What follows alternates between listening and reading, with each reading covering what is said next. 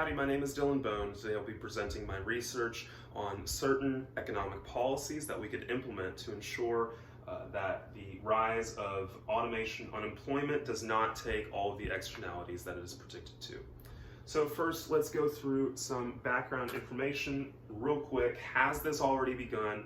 Yes, it has, with the Midwest and the blue collars, Rust Belt. A lot of unemployment there. As you can see, 671,000 between 718,000 jobs have already been taken away in the last half century from automation alone. So we'll continue through that. Is it a problem? Yes. Can it threaten new jobs? Yes, and that is because we have recently developed neural networks and machine learning that is capable of adapting, capable of doing white-collar jobs, capable of doing jobs better than humans. And in fact, we have some reason to believe that AI could advance past human intellect. Now, people have started looking at this, people have started asking, what do we do about it? A first fringe idea that a small minority of people have is to tax AI to ensure that the entire industry is not able to advance. Obviously, that's not a solution, so we'll continue on to the two that we'll be focusing on with this research. And the first one is a universal basic income, and you've probably heard about this of late from Andrew Yang, who ran for Democratic president in 2020. He popularized the idea. It was first cited back as far as the 16th century by Sir Thomas More in his literature Utopia. But we'll look at another policy which is hailed as a little bit more moderate, a little bit less expensive, and that one would be a negative income tax. And this was proposed by Milton Friedman back in the 60s, and it was mainly about simplifying the welfare state, ensuring that it was more efficient, that it could get the job done without overburdening the American government. It would ensure a baseline income guarantee, just the same as UBI would, for those specifically under the poverty line, not anyone more. So we'll continue. What exactly is a negative income tax? We're going to talk about this one first because it's a little bit more complicated than a universal basic income. We have three variables we're going to talk about. The first one will be the maximum coverage rate, and this is usually the poverty rate, and this would be around $3,000 a month. And then the second variable we have is the give back rate. This is what the government gives back at the end of that financial term.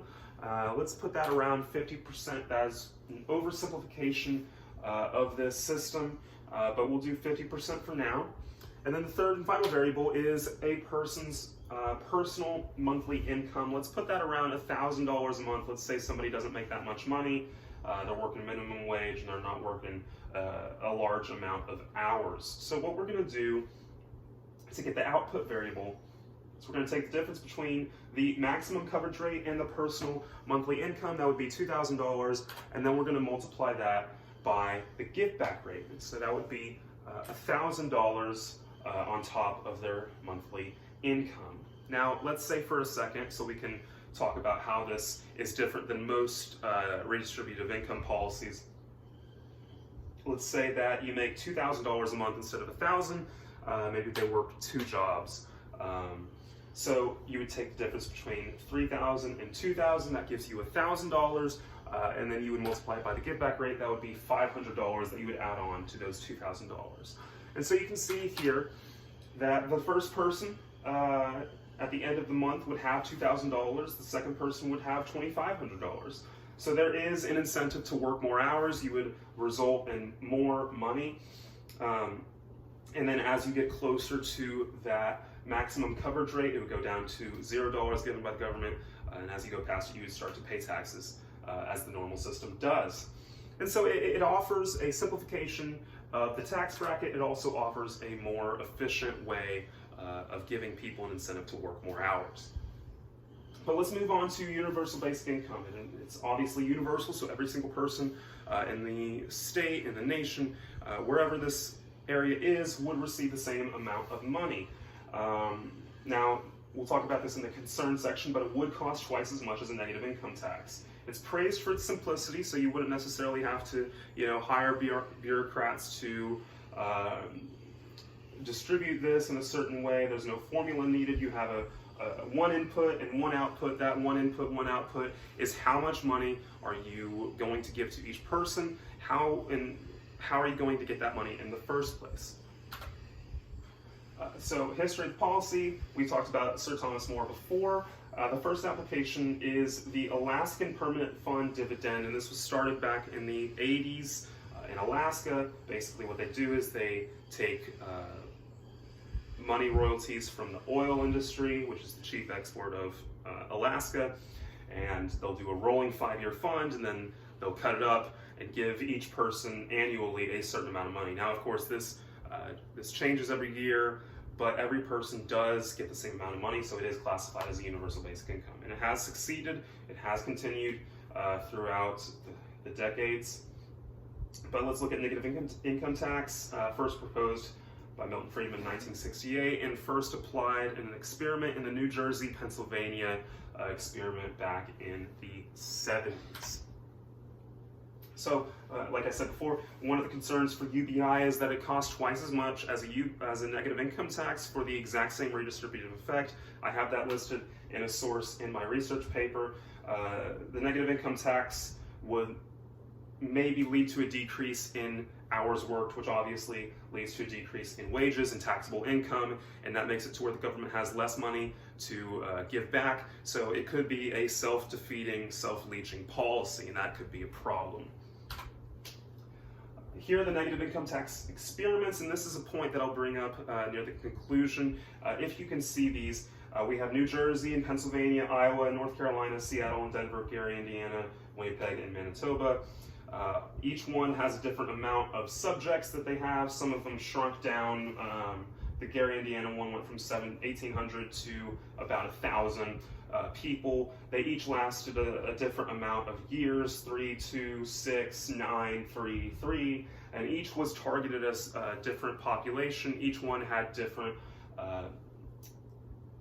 give back rates. Each one had different little small details that made it to where you can't necessarily use all of them as one experiment and get one conclusion from all of them. Universal basic income, we talked about the Alaska Permanent Fund Dividend. Most recently, Finland has begun to experiment with one of their own, and I have just started looking into that, and they want to get results on that so they can have a larger implementation nationwide. Main takeaways here is that UBI and negative income tax can be synthesized. This is something that a lot of people don't think about. You can use both policies from the same perspective, just at different times. Obviously, as automation begins to take jobs, we're going to have different phases along the economic crisis in which you would want to perhaps use a heavier or lighter policy. And negative income tax is usually a lighter one that you use to slowly ease your way into. And a UBI is obviously for a situation where everyone's struggling. You would want to make sure that everybody has the money that they need. So yeah, this is not a question of choosing between two policies, but deciding which one should come before the other. And then the other takeaway is that we need more studies. The negative income tax studies were done almost half a century ago, and they were done in the idea that we were studying poverty, not necessarily preventing automation, unemployment, or certain externalities associated with it. So only 5 experiments were done in North America back in the 70s on negative income tax, and we should be looking at this in automation reference, not necessarily simple poverty. But in conclusion, it is encouraging to see that we're beginning to look more in depth at these redistributive policies. It's encouraging to see that we are taking automation as a serious threat. As I begin to end my research, I'll be looking at a certain other earned income tax credit and how it affects certain economic measures. But it's a big problem, and I hope that we can solve it with economic policies. Thank you for listening today.